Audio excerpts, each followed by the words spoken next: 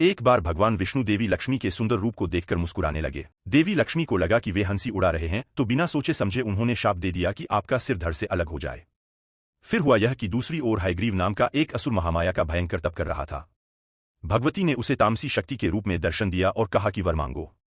उसने अमरता का वरदान मांगा तो माता ने कहा कि संसार में जिसका जन्म हुआ उसे तो मरना ही होगा। यह तो विधि का विधान है, तुम कोई दूसरा वर मांगो। तब उसने कहा कि अच्छा, तो मेरी अभिलाषा यह है कि मेरी मृत्यु हयग्रीव के हाथों हो। माता ने कहा कि ऐसा ही होगा। यह कहकर भगवती अंतर्ध्यान हो गईं। हयग्रीव को लगा कि अब मेरी मृत्यु तो मेरे ही हाथों होगी, मैं अजर अमर हो गया, परंतु वह कुछ समझ नहीं पाया था।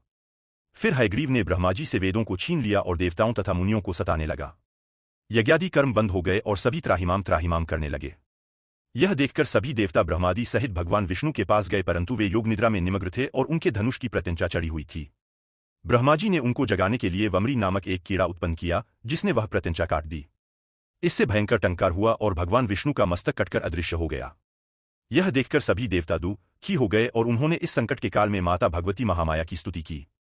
भगवती प्रकट हुई और उन्होंने कहा कि चिंता मत करो, ब्रह्माजी एक घोड़े का मस्तक काटकर भगवान के धड़ से जोड़ दें। इससे भगवान का हयग्रीव अवतार होगा।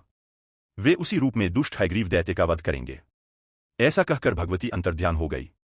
भगवती के कथनानुसार उसी क्षण ब्रह्माजी ने एक घोड़े का मस्तक उतारकर भगवान के धड़ से जोड़ दिया। भगवती की माया से उसी क्षण भगवान विष्णु का हयग्रीव अवतार हो गया।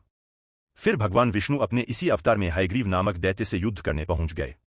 अंत में भगवान के हाथों हयग्रीव की मृत्यु हुई।